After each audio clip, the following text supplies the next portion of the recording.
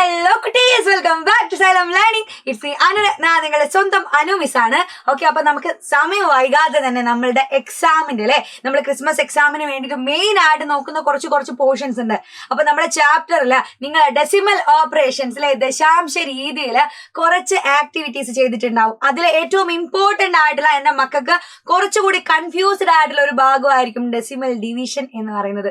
ഈ ഡിവൈഡ് ചെയ്യുക അല്ലെങ്കിൽ ഹരിക്കുക എന്ന് പറഞ്ഞാല് എന്റെ മക്കൾക്ക് ആദ്യമേ കുറച്ചൊന്ന് കൺഫ്യൂഷൻ ഉള്ള ഭാഗമായിരിക്കും. പക്ഷെ അത് ഡെസിമലിന്റെ രീതിയിലേക്ക് വരുമ്പോൾ, ദശാംശ സംഖ്യയുടെ രീതിയിലേക്ക് വരുമ്പോൾ കുറച്ചുകൂടെ ഒന്ന് കോംപ്ലിക്കേറ്റഡ് ആവുന്നുണ്ടെങ്കിൽ അത്രയ്ക്കൊന്നും പ്രശ്നങ്ങളില്ല. എന്റെ മക്കൾക്ക് വേണ്ടി മിസ് ഒരു പ്രോബ്ലം ചെയ്തു തരാം. അതേപോലെ തന്നെ സിമ്പിൾ ആയിട്ട് ഒരു പ്രോബ്ലമോടെ തരുന്നതായിരിക്കും. അപ്പൊ സെറ്റ് ആയിട്ട് എന്ത് ചെയ്യുക, ആദ്യം മുതൽ അവസാനം വരെ ശ്രദ്ധിക്കണം എന്റെ മക്കള്. ക്വസ്റ്റ്യൻ എന്ന് പറഞ്ഞാൽ ഇതാണ്, സിമ്പിൾ ആയിട്ടുള്ള ചോദ്യമാണ്. ഒരുപാട് തവണ നമ്മൾ കണ്ടു പരിചയമുള്ള ചോദ്യമായിരിക്കും. എന്താണെങ്കിലും നമ്മുടെ ടെക്സ്റ്റ് ബുക്കിലുണ്ട് ഈ ചോദ്യം. ആ ചോദ്യം ഒന്ന് നല്ല അടിപൊളിയായിട്ട് വായിച്ചിട്ട് വേഗം ഒന്ന് ചെയ്യാൻ വേണ്ടി ശ്രമിക്കാം. ഓക്കെ, എന്താ ചോദ്യം? ഒരു പാത്രത്തില് 4.05 ലിറ്റർ വെളിച്ചെണ്ണയുണ്ട്. ഇത് 0.45 ലിറ്റർ കൊള്ളുന്ന കുപ്പിയിലാക്കണമെങ്കിൽ എത്ര കുപ്പികൾ വേണം എന്നാ ചോദിച്ചത്. വളരെ സിമ്പിൾ ആയിട്ടുള്ള ചോദ്യമാണ് കേട്ടോ. എന്താ പറഞ്ഞേ, ഒരു കുപ്പിയില് എത്രയുണ്ട്? ഒരു പാത്രത്തില് 4.05 ലിറ്റർ വെളിച്ചെണ്ണയുണ്ട്. അത് അവിടെ ഉണ്ട്. അതേപോലെ ഇത് 0.45 എന്നുള്ള കുഞ്ഞു കുപ്പികളുണ്ട്. എത്ര എണ്ണാണ് എന്നൊന്നും നമ്മളോട് പറഞ്ഞിട്ടില്ല. പക്ഷെ ഈ കുപ്പിയിൽ കൊള്ളുന്നത് 0.45 ലിറ്റർ ആണ്.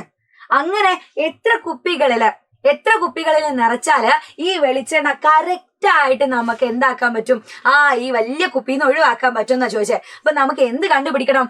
കുഞ്ഞു കുപ്പികളുടെ എണ്ണം കണ്ടുപിടിക്കണം. അങ്ങനെയാണെങ്കിൽ നമ്മൾ എന്ത് ചെയ്താൽ മതി? ഈ ഒരു വലിയ അളവിനെ ഈ ഒരു കുഞ്ഞു അളവ് കൊണ്ട് ഡിവൈഡ് ചെയ്ത് നോക്കിയാൽ മതി, ഹരിച്ച് നോക്കിയാൽ മതി. ഓക്കെ, വളരെ സിമ്പിൾ ആയിട്ടുള്ള കാര്യമാണ്. അപ്പൊ ഡിവൈഡ് ചെയ്യാൻ അറിയണം. എന്താ ഡിവൈഡ് ചെയ്യേണ്ടത്? ഇവിടെ നമ്മൾ ചെയ്യേണ്ട കാര്യം 4.05 എന്തുകൊണ്ടാണ് നമ്മൾ ഡിവൈഡ് ചെയ്യുന്നത്? 0.45 കൊണ്ട് ഡിവൈഡ് ചെയ്യണം. സിമ്പിൾ ആണ്, വളരെ സിമ്പിൾ ആയിട്ടുള്ള കാര്യമാണ്. ഒരു രീതിയിൽ എന്റെ മക്കൾ ശ്രദ്ധിച്ചാൽ വേഗം സെറ്റായി വേഗം കത്തുണ്ടോ. അപ്പൊ എന്റെ മക്കൾ എന്ത് ചെയ്യുക, അടിപൊളിയായിട്ടിരിക്കുക. മിസ് ഒന്നുകൂടെ പറഞ്ഞുതരാം. എന്താ 4.05 അല്ലെ, 4.05 നമ്മൾ എത്ര കൊണ്ടാ ഡിവൈഡ് ചെയ്യുന്നത്? ഇവിടെ എത്ര കൊണ്ടാ? 0.45 കൊണ്ടാണ് ഡിവൈഡ് ചെയ്യുന്നത്. ആലോചിക്കുക, ഇതിൽ കുറച്ച് സ്റ്റെപ്സ് ഉണ്ട്. സ്റ്റെപ്പുകൾ നമ്മൾ മുന്നേ പഠിച്ചൊരു കാര്യം, നമ്മൾ മുന്നേയുള്ള സബ്ജക്റ്റില് മുന്നേയുള്ള ചാപ്റ്ററിൽ പഠിച്ചൊരു കാര്യമാണ്. എന്ത് നോക്കിക്കേ, 4.05 ആദ്യം തന്നെ ഞാൻ ഈ ഡിവൈഡ് ചെയ്ത് എഴുതുന്നതിനെ ഇങ്ങനെ നിങ്ങൾ ന്യൂമറേറ്ററും ഡിനോമിനേറ്ററും ആക്കാതെ തന്നെ നിങ്ങൾക്ക് എന്ത് ചെയ്യാം? സാധാരണ ഡിവിഷൻ എന്ന് എഴുതാം. ന്യൂമറേറ്ററും ഡിനോമിനേറ്ററും ആക്കാതെ നമുക്ക് എങ്ങനെ എഴുതാം? ഇതിനെ മാറ്റി എഴുതിക്കൂടെ? എങ്ങനെ? 4.05 ഇങ്ങനെ നമുക്ക് ഡിവിഷൻ എഴുതിക്കൂടെ? ഇങ്ങനെ നമുക്ക് ഡിവൈഡ് ചെയ്യാം. ഡിവിഷന്റെ ഒരു ചിഹ്നം ഉണ്ടായിരുന്നു. അപ്പൊ ഇങ്ങനെ ഡിവൈഡ് ചെയ്തൂടെ? 0.45 ഇത് ഞാൻ ഇങ്ങനെ മാറ്റി എഴുതിയേ ഉള്ളൂ കേട്ടോ. അങ്ങോട്ട് എഴുതിയാലും ഇങ്ങനെ എഴുതിയാലും ഒരു കുഴപ്പമില്ല, അവിടെ ഒന്നും മാറ്റമൊന്നും ഉണ്ടാവുന്നില്ല. ഇനി ഞാൻ എന്താക്കാം, ഈ 4.05 മിസ്സ 4.05 ഒന്ന് മാറ്റി എഴുതാൻ പോവാം. എങ്ങനെയാണ് ഞാൻ ഇതിനെ മാറ്റി എഴുതുന്നത്? ഒന്നുമില്ല. 4.05 എന്ന് പറഞ്ഞാൽ എന്താക്കിട്ട് എഴുതാം? 405 എത്ര കൊണ്ട് ഡിവൈഡ് ചെയ്താലായിരിക്കും എന്റെ മക്കൾക്ക് 4.05 കിട്ടുക? നോക്കിക്കേ, ഇവിടെ 2 സംഖ്യകളുടെ തൊട്ട് മുൻപിൽ ആ പോയിന്റ് ഉള്ളത് അല്ലെ. 2 നമ്പേഴ്സിന്റെ മുൻപിലാണ് ഒരു പോയിന്റ് ഉള്ളത്. അപ്പൊ എത്ര കൊണ്ട് ഡിവൈഡ് ചെയ്യേണ്ടി വരും? എത്ര കൊണ്ട് വേണം? 100 കൊണ്ട് ഡിവൈഡ് ചെയ്യണം. പറഞ്ഞിട്ടുണ്ടായിരുന്നു 100ല് 2 0 ഉണ്ട്. അങ്ങനെയാണെങ്കിൽ 2 സംഖ്യകളുടെ മുൻപിൽ പോയിന്റ് വരുമെന്ന്. അപ്പൊ 4.05 നമുക്ക് 405/100 എന്ന് എഴുതാം. അല്ലേടാ, അങ്ങനെ മാറ്റി എഴുതാം. അതവിടെ നിൽക്കട്ടെ. ഇനി നോക്കിക്കേ, 0.45 ഇതിനെ എനിക്ക് എങ്ങനെ മാറ്റി എഴുതാം? ഒന്നുമില്ല. ഇവിടെയും 2 സംഖ്യയുടെ മുൻപിലാണ് പോയിന്റ്. അപ്പൊ 45 ഞാൻ എത്ര കൊണ്ട് ഡിവൈഡ് ചെയ്താലാണ് 0.45 കിട്ടുക? നേരത്തെ പോലെ തന്നെ എത്ര കൊണ്ട് വേണ്ടി വരും? 100 കൊണ്ട് ഡിവൈഡ് ചെയ്യണം. 100 കൊണ്ട് ഡിവൈഡ് ചെയ്താൽ 100ല് 2 0 അപ്പൊ 2 സംഖ്യയുടെ മുൻപിൽ എന്ത് വേണ്ടി വരും? പോയിന്റ് വേണ്ടി വരും. സിമ്പിൾ ആയിട്ടുള്ള കാര്യമാണ് കേട്ടോ. അപ്പൊ ഞാൻ ഈ 2 സംഖ്യകൾക്ക് പകരം ഈ 2 നമ്പേഴ്സ് മാറ്റി എഴുതിയ കാര്യങ്ങള് അവിടെ അപ്ലൈ ചെയ്യുന്നു എന്നേ ഉള്ളൂ. വേറെ ഒന്നും മിസ് ചെയ്യുന്നില്ല. അപ്പൊ സെറ്റ് ആണെങ്കിൽ എന്ത് ചെയ്യാ എന്റെ മക്കള്? ഈ 4.05 അതേപോലെ 0.45 പകരം ആര് കൊടുക്കുക? ഈ 2 കാര്യങ്ങൾ കൊടുക്കുക. നോക്കിക്കേ, ഇത് വെച്ചിട്ടാണ് മിസ്സിന് ചെയ്യാൻ പോകുന്നത് കേട്ടോ. ഇത് വെച്ചിട്ടാണ് ചെയ്യാൻ പോകുന്നത്. അപ്പൊ 4.05 പകരം ഞാൻ എന്തെഴുതി 405/100 എന്ന് എഴുതി. എന്തെങ്കിലും കുഴപ്പമുണ്ടോ? ഇല്ല, ഒരു കുഴപ്പമില്ല. സംഖ്യകളൊന്നും ഒരു മാറ്റം ഉണ്ടാവാൻ പോണില്ല. ദേ ഹരിക്കണം. 0.45 പകരം എനിക്ക് ആര് എഴുതാം? 45/100 എന്ന് എഴുതാം. കുഴപ്പമൊന്നുമില്ലല്ലോ എന്റെ മക്കൾക്ക്. ഇനിയാണ് നമ്മള് ഒരു പഠിച്ച കാര്യത്തിൽ ഫ്രാക്ഷനെ ഡിവൈഡ് ചെയ്യുക. ഇവിടെ ഫ്രാക്ഷൻ അല്ലേടാ, ഭിന്നസംഖ്യ ആയിട്ട് മാറ്റിയില്ലേ നമ്മള്. ഡെസിമലിനെ നമ്മൾ ഫ്രാക്ഷൻ ആക്കി മാറ്റി എഴുതി, ഭിന്നസംഖ്യ ആക്കി മാറ്റി എഴുതി. ഭിന്നസംഖ്യകൾ തമ്മിൽ അങ്ങോട്ടേക്കും ഇങ്ങോട്ടേക്കും ഡിവൈഡ് ചെയ്യുമ്പോൾ മിസ് ഒരു കാര്യം മിസ് എന്നല്ല, ആരാണെങ്കിലും നിങ്ങൾ ചെറുപ്പത്തിലേ ഒരു കാര്യം പഠിച്ചു വരുന്നുണ്ട്. എന്താ? നമ്മൾ എന്തുകൊണ്ടാണോ ഡിവൈഡ് ചെയ്യുന്നത് അതിനെ തല തിരിച്ചിട്ടിട്ട് മൾട്ടിപ്ലൈ ചെയ്യണം. എന്ന് പറഞ്ഞാല് റെസിപ്രോക്കൽ കൊണ്ട് മൾട്ടിപ്ലൈ ചെയ്യുക, വ്യുൽക്രമം കൊണ്ട് ഗുണിക്കുക എന്നൊക്കെ ചെറുപ്പത്തിൽ കേട്ടിട്ടുണ്ടാവും.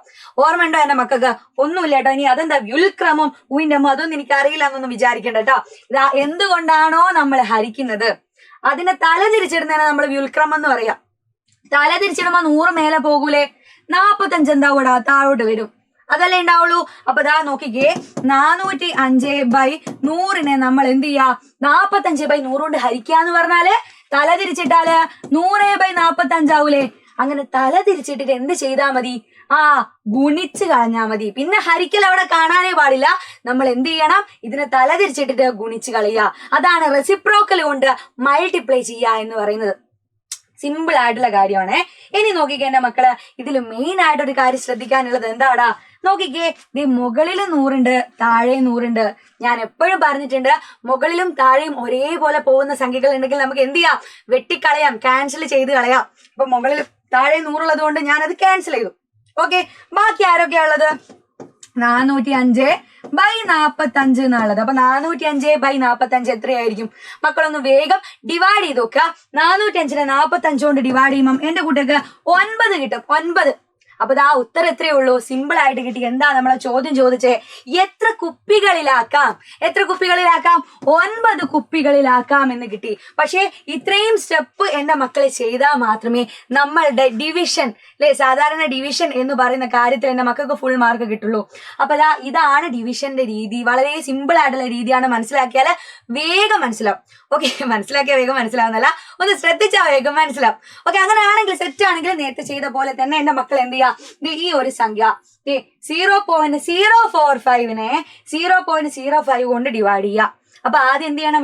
ഇതിനെ മാറ്റി ഫ്രാക്ഷനിലേക്ക് ഭിന്നസംഖ്യയിലേക്ക് മാറ്റി എഴുതണം. അപ്പൊ ഭിന്നസംഖ്യയിലേക്ക് മാറ്റി എഴുതുമ്പോൾ ആദ്യത്തെ സംഖ്യനെ നമ്മൾ 3 സംഖ്യയുടെ മുൻപിലാണ് പോയിന്റ്. അപ്പൊ എത്ര കൊണ്ടായിരിക്കും ഡിവൈഡ് ചെയ്യേണ്ടി വരിക? 100 ആണോ? അല്ല, 1000 കൊണ്ടാണ്, 1000 കൊണ്ടാണ് 45നെ നമ്മൾ ഡിവൈഡ് ചെയ്യേണ്ടി വരിക. താഴെയോ? താഴെ നമ്മൾ 5നെ എത്ര കൊണ്ട് ഡിവൈഡ് ചെയ്താൽ മതി? 100 കൊണ്ട് തന്നെ. കാരണം 2 സംഖ്യയുടെ മുൻപിലേ പോയിന്റുള്ളൂ. അപ്പൊ അങ്ങനെയൊക്കെ നേരത്തെ ചെയ്ത പോലെ ചെയ്തിട്ട് ഇതിന്റെ ആൻസർ എന്റെ മക്കൾ ഓടി വന്ന് കമന്റ് ബോക്സിൽ പറയണം. അപ്പൊ എത്ര പേര് റെഡി ആയിട്ട് ഈ ഒരു കാര്യം ചെയ്തു എന്ന് മിസ് നോക്കട്ടെ. അപ്പൊ സെറ്റ് ആണെങ്കിൽ ഇതേപോലെ നമ്മൾ എക്സാമിന് വേണ്ടിയിട്ടുള്ള ഇമ്പോർട്ടന്റ് ചോദ്യങ്ങളായിട്ട് മിസ് അടുത്തൊരു ക്ലാസ്സിൽ വരുന്നതായിരിക്കും. അതുവരെ ബൈ ബൈ.